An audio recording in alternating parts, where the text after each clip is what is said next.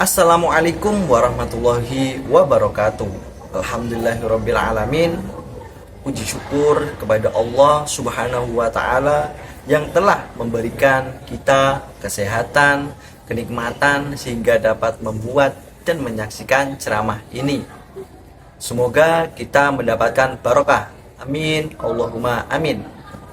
Sholawat serta salam selalu kita sanjung kepada Nabi Muhammad Shallallahu Alaihi Wasallam yang selalu menjadi tauladan dalam menggapai kesuksesan di dunia maupun di akhirat. Semoga kita mendapatkan syafaatnya di yaumul akhir. Amin. Allahumma amin. Para sahabat, tahukah kalian apa itu sholawat? Pernahkah mendengar? Pernahkah membaca? Kita hidup di Indonesia, insya Allah sudah pasti familiar dengan bacaan sholawat, yaitu sebuah bacaan kepada Nabi Muhammad Shallallahu Alaihi Wasallam sebagai kekasih Allah Subhanahu Wa Taala. Kenapa sih kita disuruh untuk bersolawat kepada baginda Rasulullah Shallallahu Alaihi Wasallam? Yang tak lain adalah kita ini mengharapkan syafaatnya untuk pertolongan di hari akhir. Seberapa besar amal kita sehingga dosa kita yang melampaui lebih besar. Oleh karena itu, kita diharuskan untuk bersolawat kepada Nabi Muhammad Shallallahu Alaihi Wasallam. Bahkan saat kita melakukan ibadah sholat, bila mana tidak ada bacaan sholawat, tidak akan sah, wahai para sahabat. Cinta kepada Rasulullah Shallallahu Alaihi Wasallam adalah suatu kewajiban sebagai umatnya Nabi Muhammad Shallallahu Alaihi Wasallam. Kita harus mengikuti baik itu dari tingkah laku, sifat, sunnah-sunnah beliau untuk membuktikan kita ini cinta kepada beliau.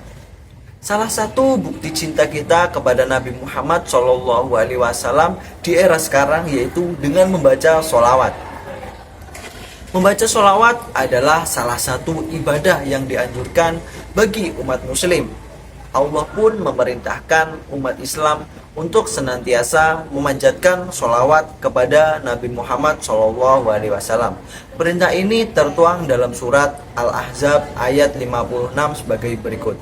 Innallaha malaikatahu yusholluna 'alan nabi ya ayyuhalladzina amanu shollu 'alaihi wa sallimu taslima. Sesungguhnya Allah dan malaikatnya bersolawat untuk Nabi. Hai orang-orang yang beriman, bersolawatlah kamu untuk Nabi dan ucapkanlah salam penghormatan kepadanya. Dari ayat tersebut bisa dilihat bahwa Allah dan para malaikat-malaikatnya saja bersolawat. Masa sih kita yang makhluk lemah, sombong untuk bersolawat kepada Nabi? Banyak sekali keutamaan dan keistimewaan ketika mengamalkan sholawat dengan rutin. Dikisahkan oleh Maulana Al-Habib Lutfi bin Ali bin Hashim bin Yahya Pekalongan. Ketika beliau mondok di Purwokerto kepada Kiai Haji Abdul Malik Purwokerto. Waktu itu saya mondok di Kedung Paruk Purwokerto. Di sana ada seorang pekerja kasar, tukang kuli angkut bernama Darjo. Setelah 9 tahun meninggal, cucunya juga ikut meninggal. Maksud orang tua itu adalah ingin anaknya dimakamkan di dekat makam kakeknya Darjo. Terlebih di pemakaman itu terdapat banyak sekali orang-orang soleh seperti ayahnya, Mbah Kiai Abdul Malik Kiai Ilyas. Akhirnya dengan beberapa alasan kuburan Pak Darjo dibongkar. Setelah digali 1,5 meter, ternyata bambunya masih hijau. Kain kafannya masih utuh, wanginya sangat luar biasa, seperti halnya beliau baru dimakamkan beberapa jam. Setelah kejadian itu, saya menghadap ke guru saya, Mbah Kiai Abdul Malik, mau laporan ke Mbah Malik. Saat itu, Mbah Kiai Abdul Malik sedang duduk santai di depan rumah, tersenyum melihat kedatangan saya. Tiba-tiba Mbah Malik bilang, "Bagaimana Darjo? Apakah mayatnya masih utuh?" Belum bicara, Mbah Malik sudah menjelaskan. Kata beliau, Darjo itu istiqomah setiap malam, tidak pernah meninggalkan membaca sholawat. Sebelum membaca sholawat sebanyak 16.000 kali, Darjo tidak akan tidur. Sholawatnya yaitu Allahumma sholli ala Muhammad, Allahumma sholli alaihi wasallim. Secara lahiriah, uli kasar, tapi ternyata Pak Darjo termasuk orang soleh. Kisah kiai lainnya yang tak kalah masyhur adalah Kiai Haji Abdul Hamid Pasuruan, seorang kekasih Allah yang sangat alim. Salah satu karomah Kiai Haji Abdul Hamid Pasuruan yang dipercaya oleh warga Pasuruan adalah bisa berada di tempat lain dengan wujud serupa.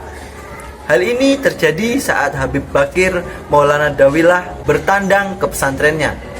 Sang Habib yang pernah berguru dengan Al-Ustazul Al-Imam Al-Habib Al-Qutub Al-Habib Abdul Qadir bin Ahmad bil Faqih diberikan ilmu untuk melihat sesuatu yang gaib. Pada suatu kesempatan datanglah Habib Bakir menemui Kiai Haji Abdul Hamid Pasuruan. Ketika itu di tempat Kiai Haji Abdul Hamid Pasuruan banyak sekali orang-orang yang datang untuk meminta doa ataupun keperluan lainnya. Setelah bertemu, Habib Bakir merasa kaget.